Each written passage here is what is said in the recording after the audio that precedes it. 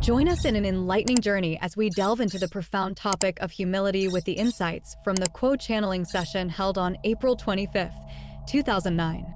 In this telepathic communication, the entities known as Quo discuss whether humility is an automatic manifestation of spiritual evolution or a quality that must be consciously cultivated.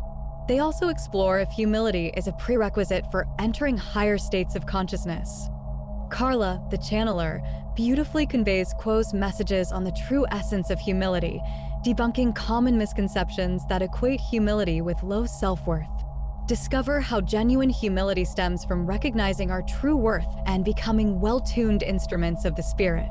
Learn about the challenges and transformations that seekers face and how humility evolves naturally along the spiritual path. Whether you're a seasoned spiritual seeker or just beginning your journey, this video offers valuable wisdom and practical guidance to deepen your spiritual practice and cultivate true humility. Don't forget to like, comment, and subscribe for more spiritual insights and channeling sessions. I deeply desire to know in order to serve others. I love you unconditionally. April 25th, 2009. Channeling disclaimer. This telepathic channeling has been taken from transcriptions of the weekly study and meditation meetings of the Rock Creek Research and Development Laboratories and L/L Research. It is offered in the hope that it may be useful to you. As the Confederation entities always make a point of saying, please use your discrimination and judgment in assessing this material. If something rings true to you, fine. If something does not resonate, please leave it behind, for neither we nor those of the Confederation would wish to be a stumbling block for any. The question this evening, Quo, is concerning humility. We'd like to know if humility is an automatic manifestation of evolution into higher states of consciousness, or if it is a quality which must be consciously cultivated as one progresses along a spiritual path. Also, in order to enter higher states of consciousness, is humility a necessary prerequisite? Carla channeling. Quo. We are those known to you as the principle of Quo. Greetings in the love and in the light of the one infinite creator, in whose service we come to you this evening. It is a great privilege to be called to your circle of seeking, and we are delighted to share our humble thoughts with you concerning the interesting subject of humility.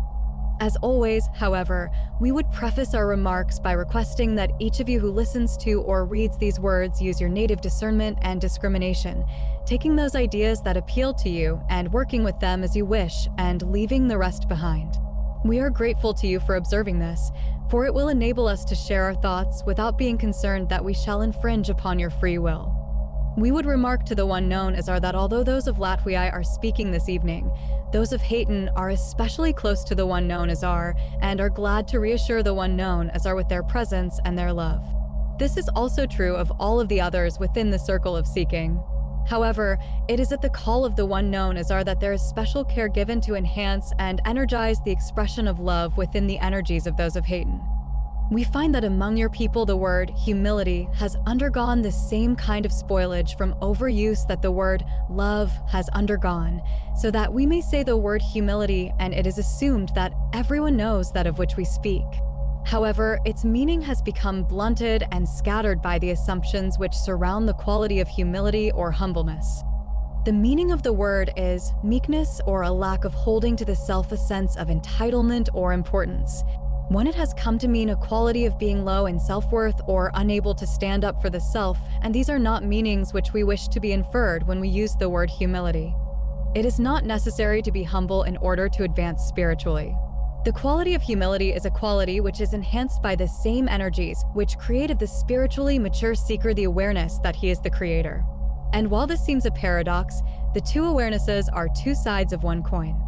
If an entity is aware of the quality of creatorness or creatorhood that he has found at the very center of the depths of his heart, he is aware that this quality of creatorness or being part of the creative principle is specifically that which is not of the surface self. True to the task set before him to know the self and accept himself, he will necessarily and automatically have attained a genuine humility.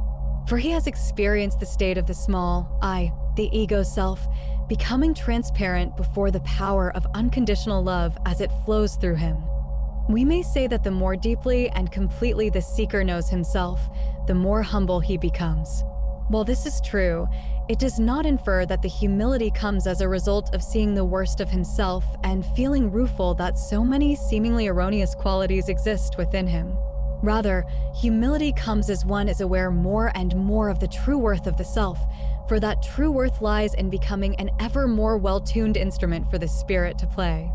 Thusly, there is not a speck or iota of self-abnegation or low self-worth, as this instrument would say, within true humility. For humility is not a humbleness brought about by an awareness of being an infinitely error-prone entity. The humility is an artifact of becoming aware of the great worth of the self, as error-prone as that self is. It is often thought that humility partakes in a low opinion of the self. However, we do not believe this to be so. If one gazes at the working of the personality shell or ego self, one can see that if there is a low self-worth, there is also a tendency to respond to this feeling of the lacks of the self by defending against notice of these lacks, or even by creating a persona or mask which compensates for these feelings, thusly resulting in an appearance of egotism or pride. We began this session of working by saying that we offered our humble opinion, but we do not say that our opinion is humble because we feel that our thoughts have no worth.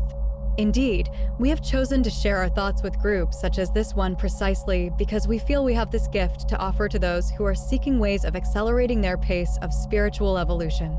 We could even say that we pride ourselves upon our ability to communicate. Our thoughts are humble because we know that we are messengers. We are fully aware that the virtue of what we have to say is coming through us and through this instrument into manifestation. We, as this instrument, are instruments through which the spirit can play. And our every desire is to tune ourselves so that we may be transparent before the love and the light of the thoughts and the energies that come through us as we hold the query that you have manifested and the unspoken energies of the group that support and swirl about this query within our consciousnesses. There are times within the life of the seeker which are more apt to contain true humility than others. At the beginning of the seeking process, whether it occurs in youth or later in life, there is the need to grapple with transformative energies. This instrument would call the process individuation. To and within the individuation, the quality of humility is less likely to be outstanding. There is the need to move from where one has become comfortable, if not particularly content, into the unknown. The energies that accompany this movement, shall we say, out of the cultural box, out of the cultural milieu, into a place of honesty, integrity, and personhood in the metaphysical sense, can be tumultuous and substantially uncomfortable. Consequently, it is often the case that for the younger seeker, if there is the feeling of humility, it may contain more of that unwanted and toxic inference of low self-worth. Consequently, at that stage of the spiritual walk, it is not recommended by us that this energy be sought. Rather, it is recommended that there be a seeking of qualities such as persistence and patience, for tenacity alone moves the seeker through those times of transformation when nothing is known and the landscape is confusing. Think of the dark night of the soul with all of the accompanying imagery of darkness and suffering.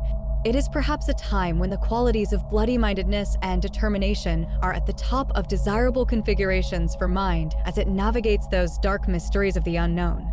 It is to be remembered in this wise that spiritual seeking, unlike the popular conception of it in your culture, is a tough, rough, and turbulent process which this instrument has often likened to boot camp. To move from an environment in which there is much physical motion to an environment of the spiritual in which there is no physical motion or outer expenditure of energy at all, but rather the moving into the system of great caves and grottos in which there is complete darkness, in many cases, in order to find an entirely different kind of motion and movement that is metaphysical in nature, is to place the self within an environment which can seem to be one in which, when enlightenment comes, it comes almost brutally, explosively, or suddenly. It is not always the case that this process of knowing the self in a different way has these qualities. Certainly, for some entities there is a softer, more sedate, and gentle feeling to the opening within. Yet for most, these times of transformation seem less than comfortable, although the seeker is nevertheless endlessly drawn into that darkness in which the mystery that is sought can be experienced in ways too deep for words. However, once the seeker is past this initial surge of energy which is needed to move into the environment for further spiritual work and away from the enchantment of the physical world, the dislocation becomes less. For there is now the experience that is behind one and the seeker, when it reaches another point of crux 3 and shifting of the center of gravity, knows the dark night is upon him. And although there may be just as full an awareness of the discomfort of these times, there is the knowledge that he has outlasted the night and seen the dawn before, and so he shall again. There is that level of trust in the self and in the process that is lacking the first time around. And for the maturing spiritual seeker, there comes a time when, indeed, it is well to invoke humility. It is easy, as one begins to experience the delight of the spiritual path, to begin to feel that one has somehow done this all by himself. There arise energies of pride and feelings of entitlement. This instrument has often heard the sentiment from spiritual seekers that goes something like this: all I wish to do is the will of the Creator, consequently, I should be supported. For this is much more worthwhile than living the life of work and paying the bills.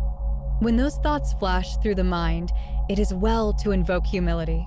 For there is no entitlement to walking a spiritual path. There is only the opportunity to make use of the time allotted. Previously, before the awakening occurs in a seeker, he has perhaps largely ignored the creation about him. Focusing upon those things that are meaningful to him, he has perhaps not seen that he is a part of nature or humanity or the creation. His moments have been spent with magnificent disregard for their rarity. When a seeker begins to awaken, he begins to become aware of the opulent gift of time and incarnation. Each present moment becomes an opportunity to enter into his own awareness. And it is a heady thing to begin to take responsibility for those moments, which the one known as Rick called the precious present. 4. We have spoken through this instrument before of the doubling effect of making the choice of polarity and then repeating that choice. Each choice made doubles the strength of that first decision, so that soon you become a far more powerful and magical entity than you were before, through the simple process of being consistent in that choice. Similarly, when one chooses to invest oneself with the responsibility of being aware of the present and for coming into that present moment fully as an entity of love and light seeking the one creator, seeking to be of service in that moment, the consistency with which he is able to pay attention doubles and redoubles the strength of his awareness, until very soon that seeker is a far more powerful, magical, grounded seeker than he was before. When one is approaching the spiritual living of a life in this wise, there is no problem with becoming proud. However, it is not always the case that the seeker has this level of awareness and this dedication to taking responsibility for the present moment. It is easy to begin to drift, as the one known as are said, to stay on the surface and skitter along the very top of the waters of consciousness, noting synchronicities, seeing the grand design of spiritual seeking, and having just enough understanding to move beyond the mystery and into a false sense of the world in which everything means something and there is an explanation for every coincidence. We are not saying that the opposite is true. Rather, we are saying, as this instrument said earlier today, that sometimes a coincidence is just a coincidence. When one begins to demand of every coincidence that it have a meaning, it is time to invoke humility. For it is not the object or the purpose of spiritual seeking to ascertain understanding or to become an entity who knows the answers. Rather, spiritual seeking is a process which deepens one's appreciation of the continuing and overwhelming mystery of the one infinite creator. It is a process which deepens one's ability to enjoy, not merely tolerate, the many paradoxes one finds within spiritual seeking. Thusly, since you are headed towards a great unknowing, that is, an awareness that nothing is known and that all exists by faith, there is the natural tendency to become more and more truly humble. It is good to bend the knees before the Lord, as this instrument has said from time to time. Yet, that posture of humility is not the posture of one who feels unworthy. Rather, it is the posture of one who barely can fathom the infinite mystery of the one creator. When this instrument thinks of that posture, she has a tendency to think of the moment when the man in love bends his knees before the beloved and asks the privilege of becoming her partner in life.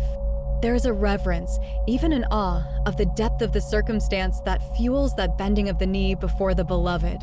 And that is the same kind of energy that humility before the Infinite One may bring to the seeker. Not that the seeker is less, but that the joy and the wonder of being able to share the life with the beloved is an incredible privilege. It would be our observation that there is no time within a seeker's life, within an incarnation within third density, where he is entirely safe from the ravages of pride and arrogance. These moments of temptation shall be offered as long as the incarnational lessons play themselves out throughout the incarnation. One cannot simply assume, therefore, that because one is for the most part truly humble, one is humble within this particular moment. Thusly, it is always helpful to retain that awareness of self that sets a warning signal going when one is having a proud moment, or when one has taken upon oneself the arrogance of knowing the answer for another. Yet, we do feel that as the spiritual journey moves forward and the spirit within becomes a more mature one within a seeker, the danger of lack of humility does fade.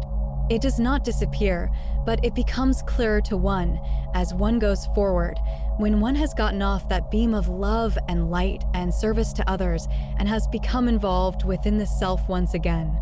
It is interesting how those who hear wise words hear more than the words. Thusly, it is part of improving one's service to others to police the self and to draw oneself back from arrogance and pride when one senses or sees that it has begun to encroach upon the service offered. For those to whom you speak shall hear not only the words, but also the energy with which those words are offered. Side 1 of tape ends. Carla channeling. Those words, therefore, shall be greatly enhanced in their efficacy as resources for those to whom you are offering your service, if the breath which carries them contains that clarity that comes from true humility and the knowledge that the service is coming through one and never from one. As we so often do, we conclude discussion of this very interesting question by noting the advantages of a daily immersion in silence. That is part of being humble before the Infinite One, that willingness to stop the surface process of living and take time to listen to the Beloved who speaks in that silence in thoughts too deep for words. We are those of Quo and would ask if there is a follow-up to this query. G1. No, not to the main question, Quo. Quo. We think the one known as G1 and would then ask if there is another query at this time. G1. Quo, in the Law of One series, RA says that the positively oriented entity will be transmuting strong red ray sexual energy into green ray energy transfers. 5 is this transmutation of red ray energy into green ray energy accomplished as a function of conscious intent or strong subconscious bias. If by conscious intent, how can the entity consciously intend to transmute sexual desire into unconditional love? Quo. We are those of Quo and believe we understand your query, my brother. The transmutation of red ray sexual energy into green ray energy transfer almost always contains elements of intention. The energy is not a gift given with a set of directions. There is no direction beyond nature's insertion of tab A into slot B. In some personalities, the openness of the heart is such that that particular personality is almost incapable of expressing the self without the green ray aspect. However, this is not the case for the majority of entities who engage in sexual congress. It is to be remembered that your present experience of sexuality has heavy cultural overlays which encourage the value of sexuality remaining firmly in the red ray. Your mass media are full of advertisements of the glories of lust, the beauties of youth, and the shallowest possible conception of sexual energy exchange. Further, there are the inevitable conflicts that arise when one attempts to deepen a relationship which is sexual. The tendencies for an unevenness of affection are substantial. The tendencies for an unevenness of desire as far as how deep the relationship is desired to go are also those which tend towards an unevenness. It is rare that two entities want precisely the same thing in terms of how deep the relationship shall go, what commitments are made, one to the other, and so forth. These things tend to be notably uneven and mismatched. Consequently, progress through red ray, orange ray, and yellow ray expressions of sexuality to the open heart of green ray almost always involves a decision to set the intention to make that happen. We are not saying that it is necessary to become equally committed or perfectly matched in order for the heart to open. We are saying that there are obstacle courses in which the obstacles lie thick on the ground that lie between the red ray sexuality and green ray sexual energy transfer. The need to possess and the need to be possessed must be balanced. The expectations one of another must go through that period of communication until there is an understanding. These are not simple or brief processes. They take time, energy, and a continuing desire to make of that which is earthly and seemingly without the Creator into that which is not only earthly, but also heavenly, not only of the body, but also of the spirit and of the one infinite Creator. There are times when there are brilliant shortcuts into green ray sexual energy exchange, times when, for whatever combination of reasons, it is perfectly clear that sex is an energy shared between two hearts and all may lie open and undefended. It is in this fearless open heart that an exchange may take place. However, in the normal run of human experience, we would say that without the intention and without the work done to see the energies intervening between red ray and the open heart, the green ray energy exchange shall not be a common occurrence. However, it is certainly an energy that is open to all regardless of their distortions or their fears. May we answer you further, my brother? We are those of Quo. G1. Not on that question, thank you, Quo. Quo. We thank you, my brother. We would ask if there is another query at this time. We are those of Quo.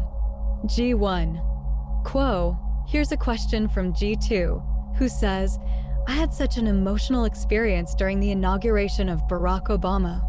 All the things that we desired for a new world seem to have been manifested, love, acceptance, etc. There was an unusual energy. I would like to hear from Quo what their experience was like from their vantage point. Was there a major shift, an acceleration of our spiritual progress?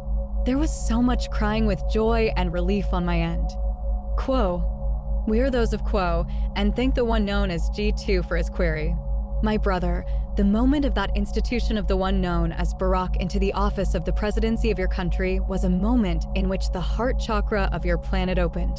It was a powerful and very real moment of the awareness of infinite possibility.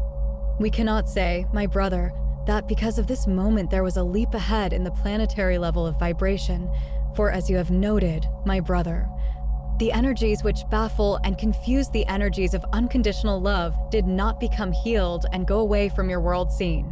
As this instrument would say, the world wagged on, regardless of that moment of planetary open-heartedness.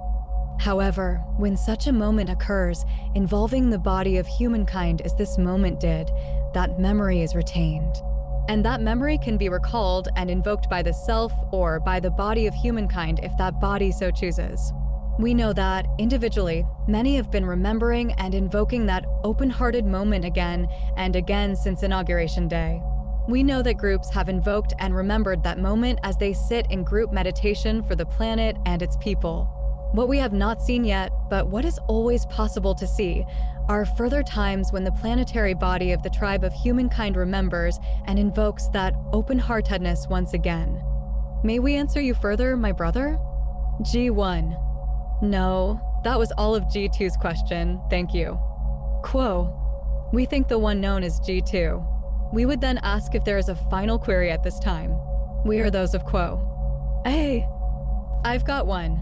Quo, could you discuss the phenomenon that we call down here global warming from the perspective of the spiritual evolution of mankind, either in the time/space context of the next several decades or in any larger time/space context of centuries or longer that you feel we might be receptive to hear about? Quo. We are those of Quo, and we are aware of your query, my brother.